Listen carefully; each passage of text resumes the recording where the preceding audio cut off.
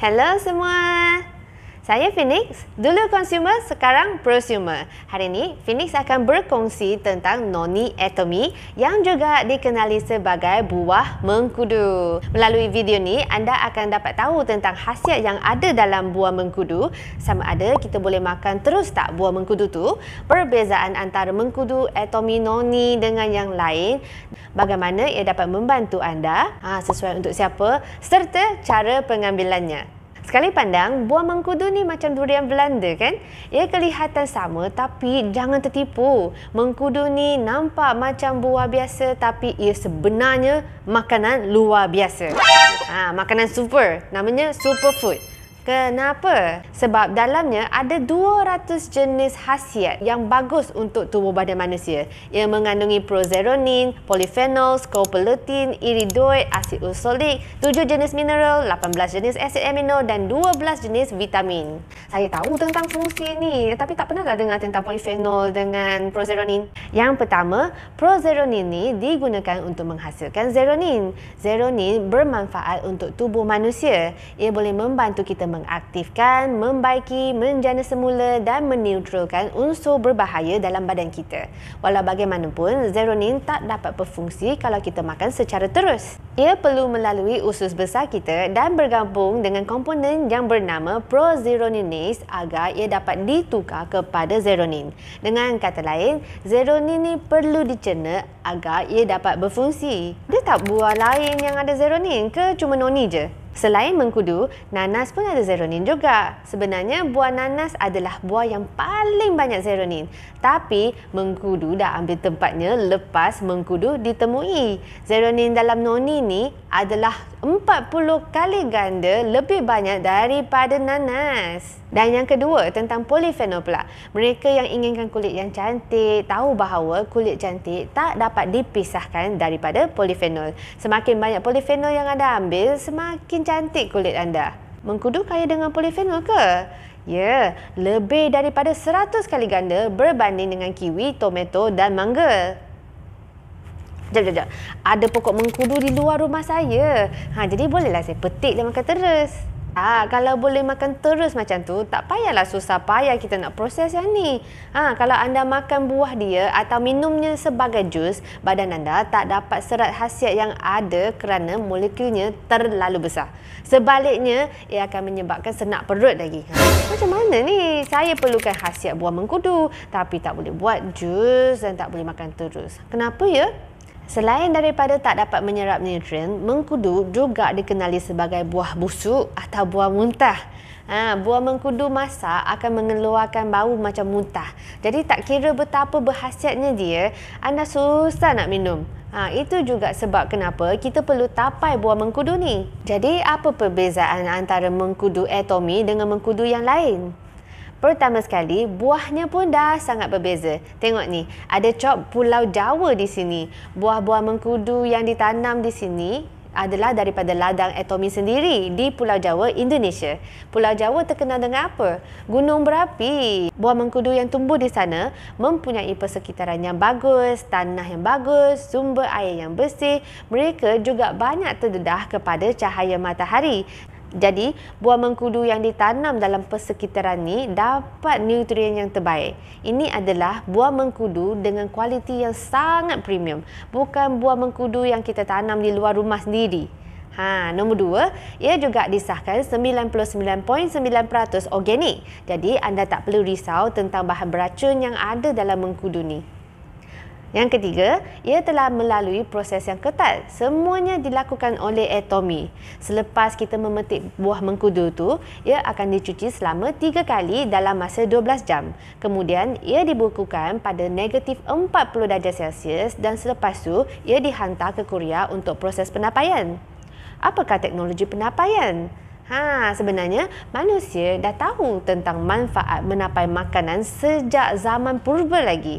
Kerana makanan yang ditapai khasiatnya akan berganda.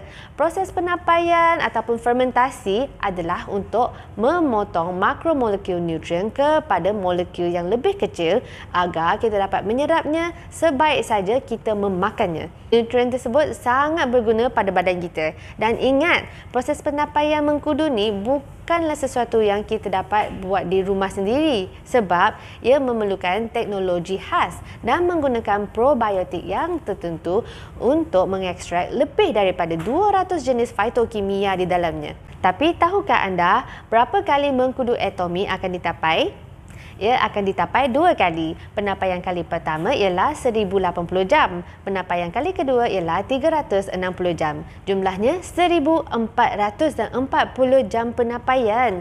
Barulah mengkudu ni boleh menepati piawaian atomi. Mengkudu ini juga dikenali sebagai living nutrition, nutrisi yang bernyawa dan berguna untuk badan anda. Yang keempat, ia tiada pewarna, tiada pemanis sintetik, tiada pengawet, tiada pewangi sintetik, semuanya bahan semula jadi. Yang kelima, ia adalah makanan berfungsi hasil usaha sama dengan Institut Penyelidikan Makanan Korea.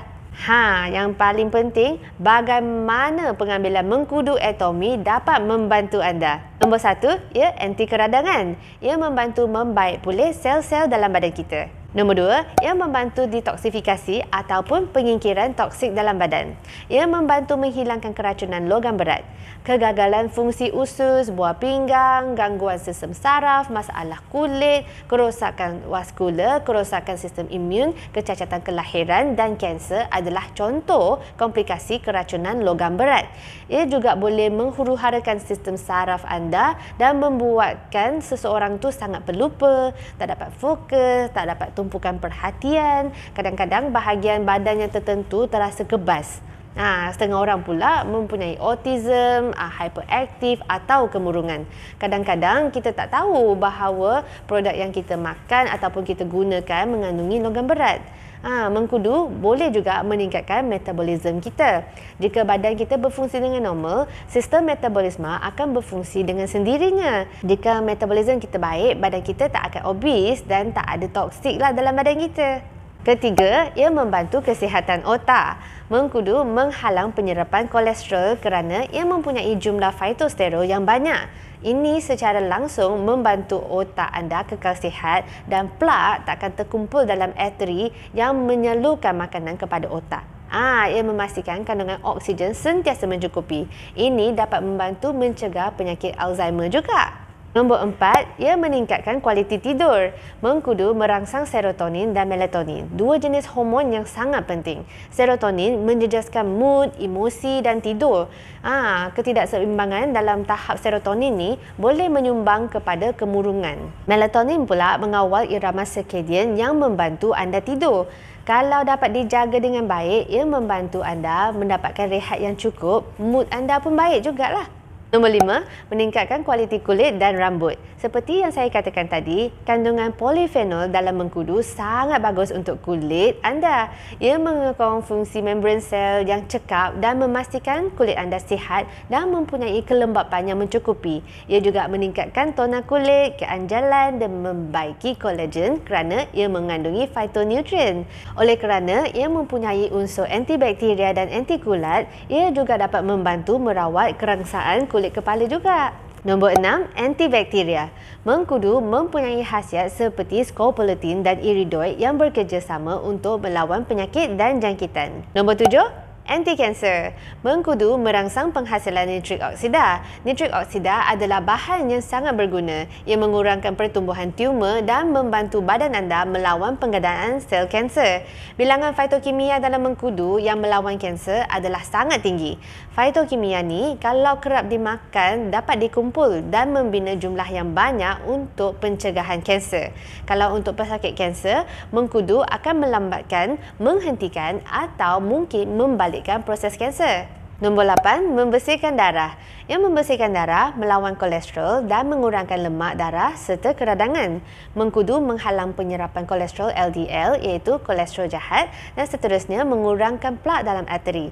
Jika lemak dalam saluran darah tak dapat diproses dengan baik, saluran darah akan mengeras. Mungkin akan ada rasa kebas dalam badan ataupun yang lebih teruk akan jadi stroke. Nombor 9, melegakan sakit badan. Pelbagai kajian mencadangkan bahawa mengkudu membantu mengurangkan kesakitan dan mengurangkan kerosakan sendi yang dikaitkan dengan artritis kerana sifat analgesik mengkudu. Kalau anda mengamalkan gaya hidup sihat dan minum mengkudu setiap hari, anda boleh mengurangkan kesakitan artritis ke tahap minimum. Ia juga melegakan gout. Gout adalah sejenis artritis yang disebabkan oleh pembentukan kristal asid urik di sendi. Kajian menunjukkan mengkudu boleh mengurangkan kepekatan asid urik dalam darah dan mengurangkan risiko gout. Nombor 10, mencegah angina. Angina adalah sakit dada yang disebabkan oleh pengurangan aliran darah ke otot jantung. Ini adalah tanda amaran bahawa anda mungkin berisiko mendapat serangan jantung atau stroke. Nombor 11, mengawal sistem imun. Mengkudu mengandungi antioksidan, vitamin A, B dan C dan mineral seperti kalsium, kalium, besi dan fosforus yang mengurangkan kesan pelbagai penyakit dengan membina imuniti yang kuat. Nombor 12, meningkatkan kesihatan usus. Antioksidan dalam mengkudu meningkatkan metabolisme badan. Ia meningkatkan penghadaman dan melancarkan pergerakan usus dan ini melegakan sembelit. Ia juga membantu dalam pemecahan gula. Jika gula dalam badan anda tak dapat dipecahkan, ia mungkin menyebabkan kencing manis atau diabetes jenis 2. Mengkudu yang ditapai sangat bagus sebab mereka yang menghidap penyakit kencing manis boleh juga meminumnya. Pada masa yang sama, ia juga dapat membantu anda mengurangkan obesiti. Nombor 13, ia membuatkan anda rasa lebih bertenaga. Ia boleh menjadikan mitokondria anda aktif. Mitokondria sering disebut sebagai pusat kuasa sel. Ia membantu mengubah tenaga daripada makanan yang kita makan tu menjadi tenaga yang boleh digunakan oleh sel. Semakin lama anda amalkan minum mengkudu, anda akan rasa lebih bertenaga. Itu juga apa yang saya alami setelah lama mengambil mengkudu Atomy. Pendek kata, mengkudu sangat bagus untuk kesihatan kita. Bagus untuk hati, bagus untuk saluran darah dan bagus untuk otak. Bagaimanakah cara pengambilannya? Anda boleh minum sebanyak 40 hingga 50 ml setiap pagi masa perut kosong. Tiap-tiap hari. Kenapa perlu minum masa perut kosong? Sebab masa perut kita kosong, ia membolehkan usus kita menyerapkan semua nutrisi. Sekiranya perut anda jenis yang sensitif dan tak dapat minum masa perut kosong, anda boleh minum sedikit air suam sebelum minum mengkudu. Jika anda terlupa minum masa perut kosong, anda boleh meminumnya 1 jam atau sekurang-kurangnya setengah jam sebelum makan. Dan satu ekstra tip untuk anda, kalau anda minumnya sebelum tidur, ia boleh meningkatkan kualiti tidur anda. Jadi, ia sesuai untuk siapa? Sesuai untuk pelbagai lapisan masyarakat. Orang moden, pekerja pejabat, orang yang banyak tekanan, pelajar, suri rumah, semua boleh. Ramai orang bimbang tentang kandungan kalium atau potasium dalam mengkudu kerana setengah orang tak boleh mengambil kalium berlebihan. Namun, oleh kerana mengkudu Atomy ditapai selama 1440 jam, kandungan kalium di dalamnya adalah sama dengan susu biasa. Atomy menggunakan proses penapaiannya sendiri. Oleh kerana itu, kalium yang terkandung dalam bahan mentah mengkudu Atomy berkurangan dengan sangat ketara. Sehingga kan ia selamat walaupun anda meminum 1 liter sekaligus. Jadi, ingat, suplemen bukanlah ubat. Kalau nak amalkan suplemen, biarkan berterusan sekurang-kurangnya selama 4 hingga 6 bulan agar ia dapat membantu kesihatan anda demi orang kesayangan anda. Saya mengambil masa yang lama untuk menghasilkan video ni dan cuma perlukan 1 saat saja untuk anda klik butang like. Jadi, klik butang like, share agar lebih ramai orang dapat manfaat daripada video ni dan ingat untuk subscribe channel saya untuk dapatkan lebih banyak perkongsian video prosumer yang terbaru. Jadi, sekian saja perkongsian saya kali ni. Saya Phoenix, seorang prosumer. Jumpa lagi semua.